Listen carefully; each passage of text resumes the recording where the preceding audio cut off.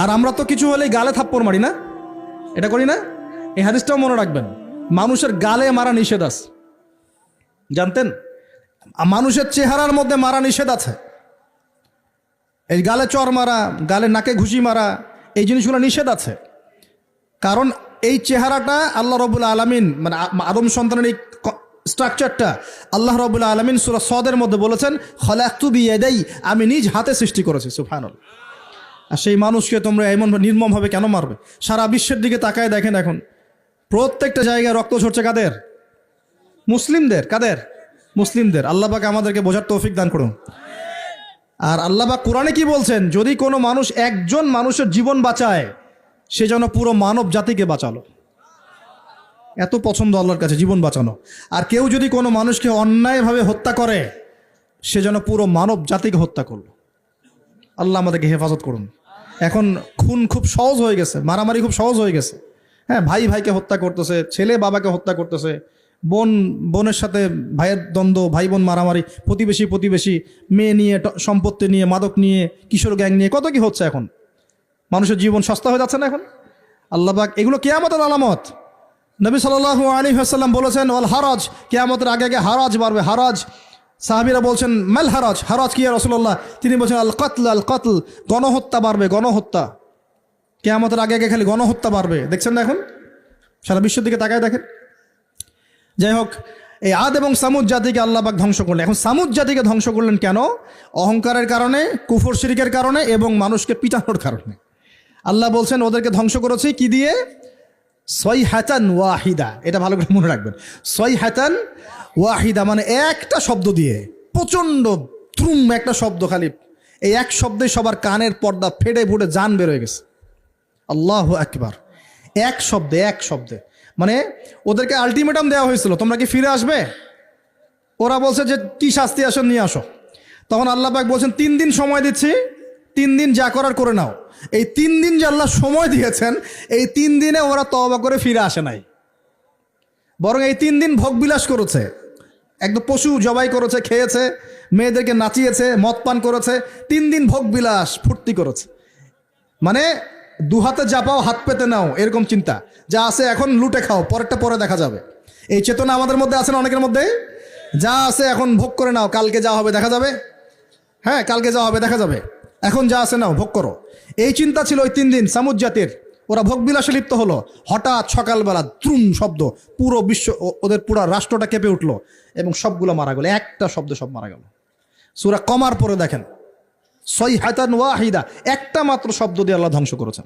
তার মানে আল্লাহ ধ্বংস করলেন পানি দিয়ে, আল্লাহ ধ্বংস করলেন বাতাস দিয়ে, এবার ধ্বংস করলেন শব্দ দিয়ে, বিদ্যুতের শব্দ দিয়ে।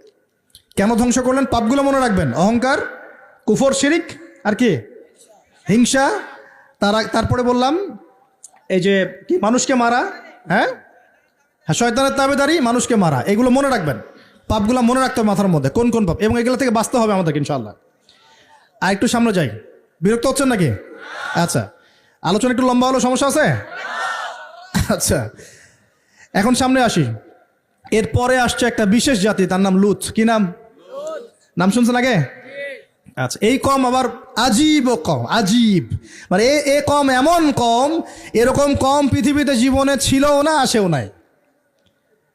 সূরা আনকাবুতে আল্লাহ পাক বলছেন ওয়ালুতন, লূত আলাইহিস সালামের কথা।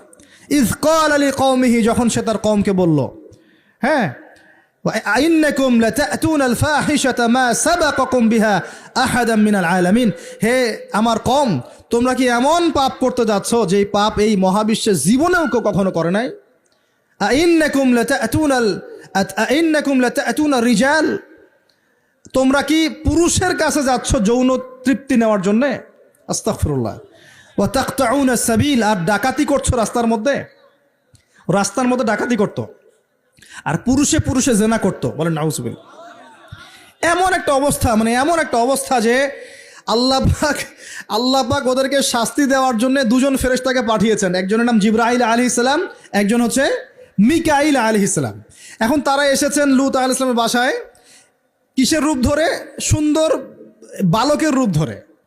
ছোট ছোট বালক দেখতে সুন্দর লাগে না? ছোট ছোট কচি কাঁচা বালক দেখতে সুন্দর লাগে না?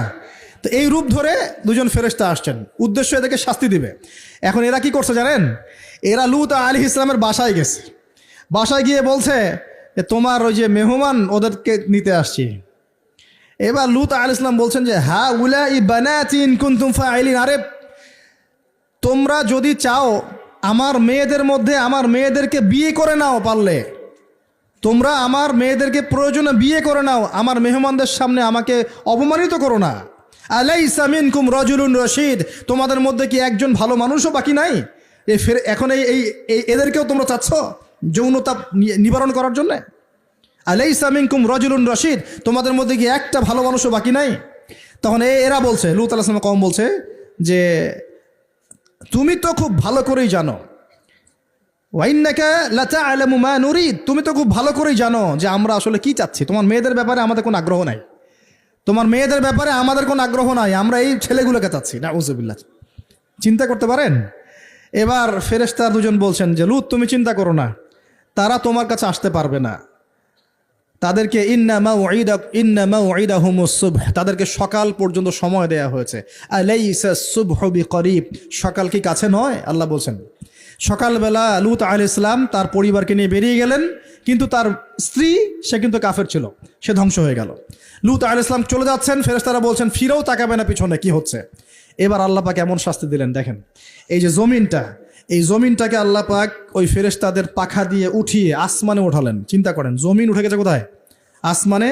উঠিয়ে আল্লাহ পাক আসমান থেকে অঝোর ধারায় পাথর বর্ষণ করেছেন, পাথর বর্ষণ করে ওদের গা সব থেতলে দিয়ে আল্লাহ পাক উল্টা দিকে দাফন করে দিয়েছেন এদেরকে। আল্লাহু আকবার। এটা আপনি ইন্টারনেট সার্চ করলেও দেখতে পারবেন যে জর্ডান একটা জায়গা আছে, জর্ডানের আশপাশে এই কওমে লূত থাকতো, ডেড সি, মৃত সাগর নামে একটা জায়গা আছে, ওখানে ওই জায়গাতেই তারা বসবাস করত, আরবের কাছাকাছি। আল্লাহ পাক বলছেন তোমরা তো দেখতে পারো ওদের অবস্থা কি হয়েছে, তোমাদের কাছেই আছে, বাড়ির কাছেই। কেন হলো এই পাপ? কেন হলো শাস্তি? কোন পাপের কারণে? শিরক কুফর তো আছেই, তার উপরে স্পেশাল পাপ কি? সমকামিতা। স্পেশাল কি পাপ? এই সমকামিতা উম্মতে মুহাম্মাদির মধ্যে ছড়িয়ে পড়ছে কিনা? আল্লাহু আকবার। আপনাদের শহরগুলোতে আস্তে আস্তে সমকামিতা ছড়িয়ে পড়ছে ভিতরে ভিতরে, এবং আল্লাহর আযাব বেশি দূর বাকি নাই। আমার কাছে মনে হয় আল্লাহর আযাব আসতে বেশি বাকি নাই, আসার মতো যোগ্য আমরা আগেই হয়েছি। এখন যেটা টিকে আছে আল্লাহর রহমতে টিকে আছে। যদি আল্লাহ পাক কোনোদিন জাররা পরিমাণ শাস্তি প্রদান করতে চান, তাহলে আমাদের কারো রক্ষা থাকবে না। থাকবে? সমকামিতা ছড়িয়ে পড়ছে, সারা বিশ্ব জুড়ে ছড়িয়ে পড়ছে। অনলাইনে এগুলোকে উস্কে দেওয়া হচ্ছে, অফলাইনে এগুলো নিয়ে আন্দোলন হচ্ছে। তারা এখন অধিকার চাচ্ছে, তাদের রেইনবো ফ্ল্যাগ আছে, 7 রঙের ফ্ল্যাগ, ওদের আইডেন্টিটি। তারপরে বিভিন্ন জায়গায় সমকামিতার পাঠও দেয়া হচ্ছে। সুবহানাল্লাহ। হ্যাঁ, বইপত্রগুলো তো সমকামিতার পাঠও চলে আসতেছে। মানে এগুলোকে বাক স্বাধীনতা বলা হচ্ছে এখন। এটা বাক না, বলে ব্যক্তি স্বাধীনতা। কি বলে? ব্যক্তি স্বাধীনতা। আস্তাগফিরুল্লাহ। তো দেখুন, এটা এমন পাপ যে পাপ সম্পর্কে নবীজি সতর্ক করেছিলেন। তিনি বলেছিলেন যে আমার উম্মতের উপরে আমি যে কয়েকটা পাপের ব্যাপারে বেশি ভয় পাই, তার একটা হচ্ছে শিরকের পাপ। আমার উম্মত মূর্তি পূজা করবে, আমি ভয় পাই তাদের উপরে শিরকে খফি, গোপন শিরকের পাপ, যে মানুষ এজন্য নামাজ পড়বে, অন্য তাকে ভালো বলবে, এজন্যে আমি ভয় পাই। আমার উম্মতের সমকামিতা, আমার উম্মতের সমকামিতা ছড়িয়ে পড়বে। পড়েছে কি পড়ে নাই? শাস্তি আসবে কি না এখন? তাহলে আরো সামনে যান।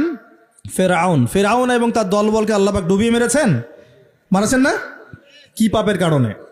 অহংকার। সে বলেছিল আনা রব্বুকুমুল আলা, আমি তোমাদের মহান রব। কে বলেছিল? আমি তোমাদের মহান রব। কে বলেছিল? ফেরাউন। আনা রব্বুকুমুল আলা। আল্লাহ পাক শুধু তাকে না, তার পুরো দলবলকে ধসিয়ে দিয়েছেন। কোথায়? এই লোহিত সাগরে ডুবিয়ে দিয়েছেন। প্রিয় ভাইরা, এখানে মুসা আলাইহিস সালাম এবং বনু ইসরাইলকে আল্লাহ পাক নাজাত দিয়েছেন না? নাজাত দিয়েছেন। এখন সামনে আসেন, এখানে আরেকটা কওমের কথা বলে আমি সামনের দিকে শেষ করে দেব।